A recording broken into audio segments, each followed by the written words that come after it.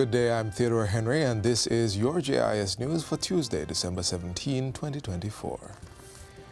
The Art of Living Foundation Jamaica and the Amber Group are providing $5 million to advance critical initiatives in education, rural development, and prisoner rehabilitation across the country. The letter of intent for the assistance was presented to Prime Minister Dr. Andrew Holness on Friday by Ambassador Dushyant Savadia. It followed a meeting with the founder of the Art of Living Foundation, Ambassador Gurudev Sri Ravi Shankar. Dr. Holness says the contribution will provide real and lasting benefits to many Jamaicans in need. Through the Art of Living Foundation, Gurudev has championed personal and social transformation, focusing on mental wellness, stress management, and community upliftment. Here in Jamaica, the foundation has supported over 3,000 inmates through its prison rehabilitation programs and has worked extensively in inner-city communities, schools, youth and corporate entities, promoting emotional resilience and positive attitudes.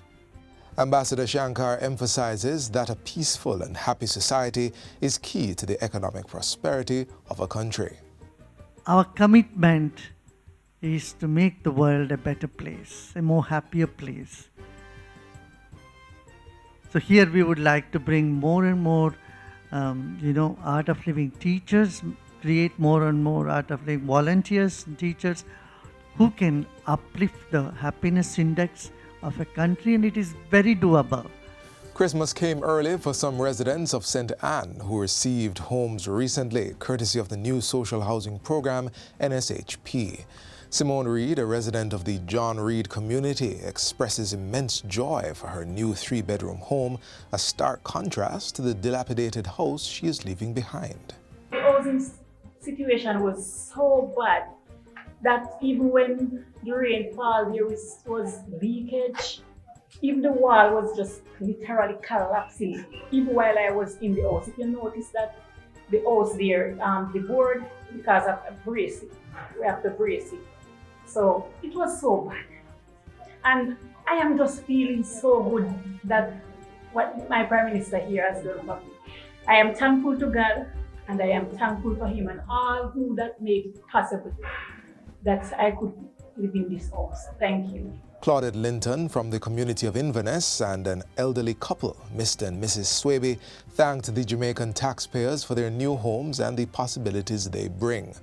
While handing over the units, Prime Minister Dr. Andrew Holness expressed the government's plan to build houses to attract low-income earners in the near future. There are other solutions which we intend to put in place, and I'll make further announcements of those. But every Jamaican can rest assured that the government understands the housing issues. It does take some time, and we should bear in mind that for 3 years we were impacted by COVID. And so what we should have been delivering to the markets now, those have been delayed by a year or two.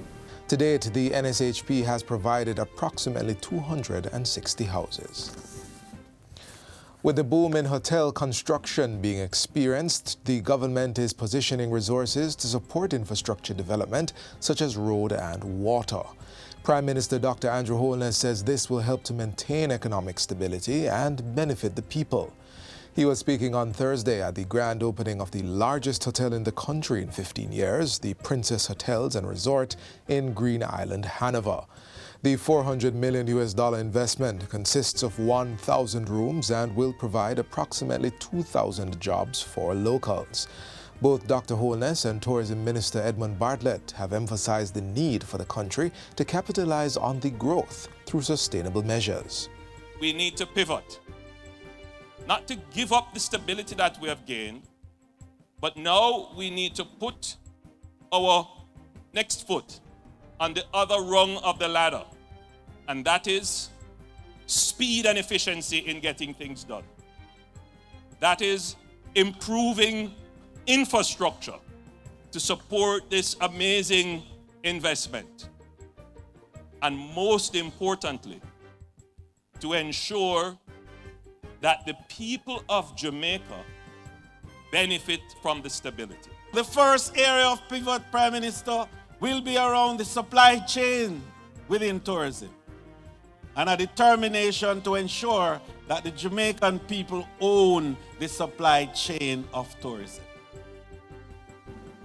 So transportation, ground transportation, housing, and other such development, the people of Jamaica must own that particular area. For his part, Managing Director of Princess Hotels and Resort, Enrico Pizzoli, says a casino is already under construction and opening is projected for the fourth quarter of next year. Princess is proud to be the first in Jamaica to offer a full-service style casino.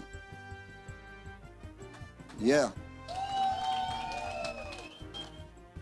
Where guests can enjoy exciting state-of-the-art gaming lounge and at the same time world-class food and beverage experience. Camps are now underway by the Ministry of Education for students preparing for the Caribbean Secondary Education Certificate, CSEC, and City and Guilds exams in June 2025.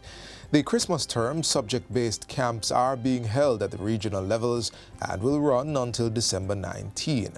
The aim is to improve performances, particularly in mathematics and English language. According to a bulletin from the ministry, the camps are offering in-depth review sessions on key areas of the CSEC and City and Guilds math exams, interactive lessons, past paper practice, and personalized exam strategies. Additionally, the National Mathematics team will host a 2-week CSEC Math Marathon from January 13 to 24, 2025. Weekly webinars will also be held for CSEC math students on Tuesdays, starting January 28, and for City and Guilds stages 2 and 3 students on January 29, 2025. For more information, contact the mathematics coordinator in the ministry's educational regions. And finally, Custos Rotalorum for Kingston, the Honorable Stedman Fuller, is deputizing for Governor-General His Excellency the Most Honorable Sir Patrick Allen. The Governor-General is recovering from an elective spinal surgery to alleviate the debilitating and painful effects of his condition. The surgery was on Monday. King's House has extended prayers and well wishes for His Excellency's speedy recovery, noting that the nation remains grateful for his steadfast dedication and looks forward to his return to duty. And that's it for JIS News Today. I'm Theodore Henry. Thanks for watching.